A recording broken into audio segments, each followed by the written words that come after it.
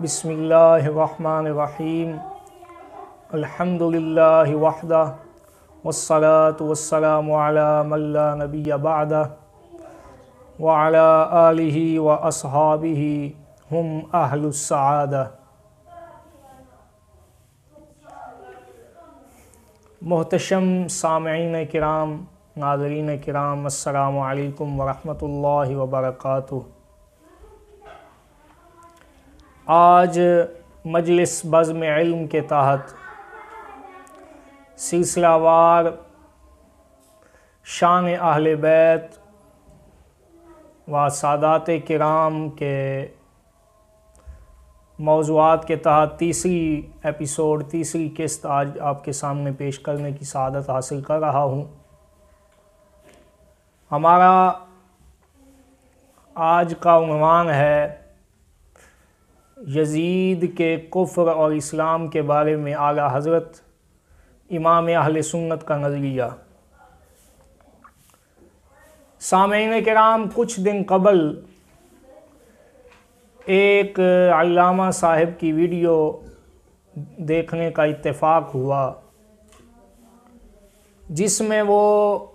اعلیٰ حضرت رحمہ اللہ کی عبارت پڑھ کے عوام کو دھوکہ دیتے ہوئے اس کا غلط مطلب نکال رہے ہیں۔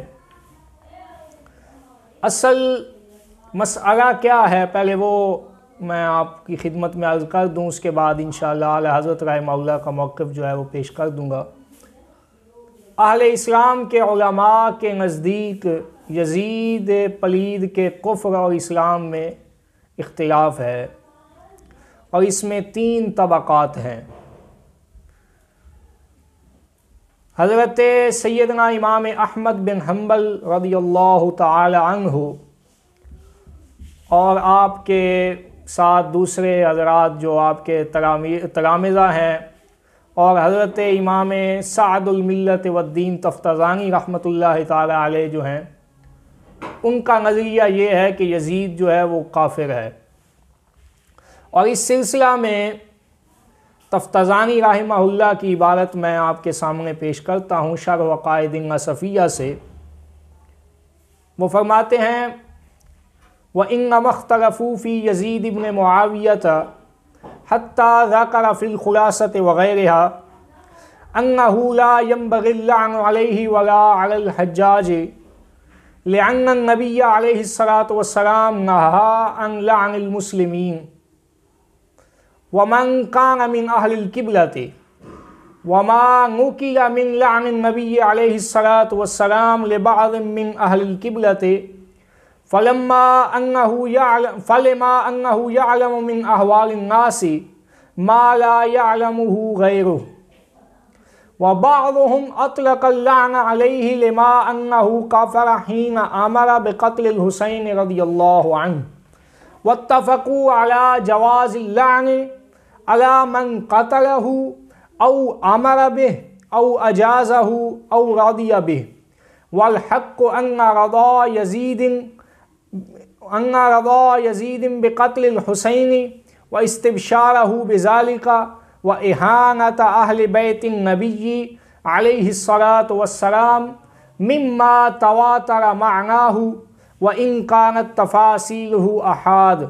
فنحن لا نتوقف في شانه بل في إيمانه لعنة الله عليه وعلى أنصاره وأعوانه۔ یہ شرح عقائد النصفیہ میں انہوں نے یہ عبارت لکھی ہے،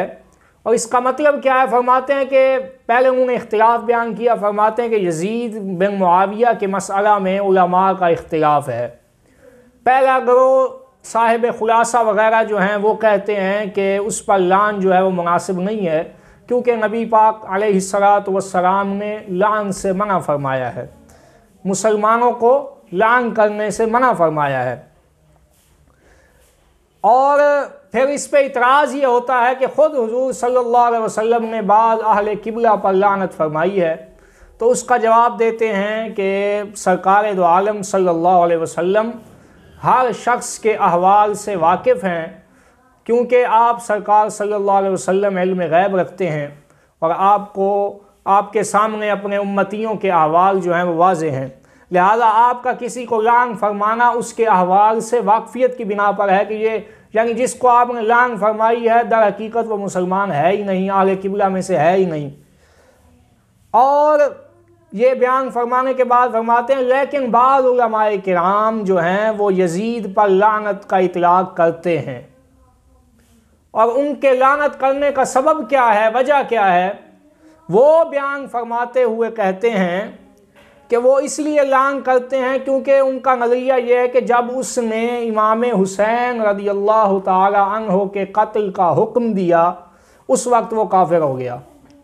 یعنی یزید قتل حسین کا حکم دینے سے کافر ہو گیا۔ اور امام تفتزانی فرماتے ہیں کہ اس بات میں کسی کو کوئی اختلاف نہیں، اتفاق ہے سب کا کہ جس شخص نے امام حسین کو قتل کیا ہے یا آپ کے قتل کا حکم دیا ہے یا اجازت دی ہے یا اس پر خوش ہوا ہے، راضی ہوا ہے، فرمایا وہ شخص کافر ہے، اس بات میں کسی کا اختلاف نہیں ہے۔ اور آگے پھر یہ نقل کرنے کے بعد امام پاک اب امام تفتزانی رحمہ اللہ اپنا نظریہ بیان فرماتے ہوئے کہتے ہیں کہ حق بات یہ ہے کہ یزید کا راضی ہونا امام حسین کے قتل پر اور خوش ہونا اس بات سے، اور اہل بیت نبی صلی اللہ علیہ وسلم کی اہانت کرنا، توہین کرنا، فرماتے ہیں یہ ایسی چیزوں میں سے ہے جو معنوی طور پر متواتر ہیں، یعنی کہ اگرچہ ان کی تفاصیل میں جائیں، مثلا ہر واقعے کی سند دیکھیں، تفاصیل میں جائے تو وہ خبر واحد ہوگی، لیکن فرماتے ہیں کہ جب سب کو جمع کیا جائے تو جو مفہوم اس سے اخذ ہوتا ہے وہ ہے اہل بیت نبی کی توہین اور قتل حسین پر اس کا خوش ہونا اور حکم کرنا۔ یہ فرمایا ساری باتیں جب ہم جمع کریں نا تو پھر جو مفہوم اخذ ہوتا ہے وہ مفہوم جو ہے وہ متواتر ہے، اور لہٰذا فرماتے ہیں اب اپنا مسلک جو ہے امام پاک کا، امام تفتزانی رحمہ اللہ کا، وہ مسلک بیان کرتے ہوئے کہتے ہیں کہ ہمارا مسلک یہ ہے کہ ہم یزید کے بارے میں لعن کے مسئلے میں توقف نہیں کرتے، بلکہ اس کو کافر کہنے میں بھی توقف نہیں کرتے۔ فرماتے ہیں بل فَنَحْنُ لَا نَتَوَقَّفُ فِي شَانِهِ بَلْ فِي ایمانِهِ، فرماتے ہیں کہ ہم تو اس کے لعن کے مسئلے میں تم کہتے ہو کہ توقف کرو، ہم تو اس کے ایمان کے مسئلے میں بھی توقف نہیں کرتے، اس کو کافر کہتے ہیں، اور پھر آگے باقاعدہ لعنت اس پہ بھیج رہے ہیں۔ فرماتے ہیں فَلَعْنَةُ اللَّهِ عَلَيْهِ وَعَلَىٰ أَنصَارِهِ وَأَعْوَانِهِ، فرماتے ہیں اس پر بھی اللہ کی لعنت ہو، اس کے ساتھیوں پر بھی اللہ کی لعنت ہو، اور اس کے مددگاروں پر بھی اللہ کی لعنت ہو۔ تو یہ پہلا گروہ وہ تھا جنہوں نے یزید پر لعنت کے جواز کا قول کیا، اس کو کافر سمجھا۔ اب دوسرا گروہ جو ہے جو اس کو مسلمان سمجھتا ہے وہ ہیں امام غزالی حجت الاسلام، امام غزالی رحمۃ اللہ تعالی علیہ اور ان کے ساتھی۔ اور تیسرا گروہ جو اہل تحقیق، اہل علم کا تیسرا گروہ جو ہے، جس میں سے ہمارے امام اعظم ابو حنیفہ رضی اللہ تعالی عنہ اور آپ کے ساتھ جو علماء کرام اتفاق رکھتے ہیں، ان کا نظریہ کیا ہے اس بارے میں، وہ اعلیٰ حضرت رحمہ اللہ نے فتاوی رضویہ شریف جلد 14 صفحہ نمبر 145 پر کتاب السیر میں اس کو نقل کیا ہے۔ فرماتے ہیں کہ یزید پلید کے بارے میں ائمہ اہل سنت کے 3 اقوال ہیں۔ امام احمد وغیرہ اکابر اسے کافر جانتے ہیں، اور امام غزالی وغیرہ مسلمان، تو اس پر کتنا ہی عذاب ہو بالآخر بخشش ضرور ہوگی۔ یعنی کہ امام غزالی کا نظریہ یہ ہے کہ جب وہ مسلمان ہے تو پھر اس کو عذاب جتنا بھی اللہ تبارک و تعالیٰ دے گا کہ ایک نہ ایک دن ان کی بخشش ہو جائے گی، جیسا کہ مسلمانوں کے بارے میں یہ متفقہ قاعدہ ہے۔ لیکن اعلیٰ فرماتے ہیں اور ہمارے امام سکوت فرماتے ہیں، ہمارے امام سکوت فرماتے ہیں کہ نہ ہم مسلمان کہیں گے نہ کافر، لہٰذا ہم بھی سکوت کرتے ہیں۔ یہ عبارت اعلیٰ حضرت رحمہ اللہ کی پڑھ کر ایک مولوی صاحب جو ہیں انہوں نے یہ تلبیس کی، یہ دھوکہ دیا اہل سنت کو کہ جب انہوں نے یہ عبارت پڑھی تو اب مطلب بیان کرنے سے پہلے وہ 2 بار رکے، کافی دیر تک خاموش رہے، شاید سوچ رہے ہوں گے کہ کیسے جھوٹ بولوں، لیکن پھر ان کی ڈھٹائی نے ان کو اس بات پر آمادہ کیا، اور وہ کہنے لگے کہ اعلیٰ حضرت رحمہ اللہ کا موقف یہ ہے کہ وہ یزید کو کافر نہیں کہتے اور یزید کے کفر میں سکوت کرتے ہیں، اور اس سے مطلب کیا لے رہے تھے کہ وہ ثابت یہ کرنا چاہ رہے تھے کہ اعلیٰ حضرت رحمہ اللہ یزید کو مسلمان مانتے ہیں، جبکہ اعلیٰ حضرت کے اپنے الفاظ جو ہیں وہ کیا دلالت کر رہے ہیں کہ فرماتے ہیں نہ ہم مسلمان کہیں گے نہ کافر۔ یعنی اعلیٰ حضرت رحمہ اللہ کا نظریہ یہ ہے کہ یزید کو اگر کوئی کافر بھی کہے تو ہم اس سے منع نہیں کریں گے، اور فرمایا جو اس کو مسلمان کہے اس کو بھی نہیں کہیں گے کہ تو اس کو مسلمان نہ کہے۔ اور جبکہ وہ علامہ صاحب یہ ثابت کرنے کی کوشش کر رہے تھے کہ یزید کو جو کافر کہے وہ اعلیٰ حضرت کے موقف کے خلاف ہے، حالانکہ اعلیٰ حضرت رحمہ اللہ کا موقف جو ہے وہ اس مسئلے میں یہ ہے کہ یزید کو جو کافر کہے اس کو بھی منع نہیں کیا جائے گا، اور جو اس کو مسلمان کہے اس کو بھی منع نہیں کیا جائے گا۔ یعنی اسی کو کہتے ہیں سکوت۔ اور ان صاحب کو شرم آنی چاہیے تھی کہ انہوں نے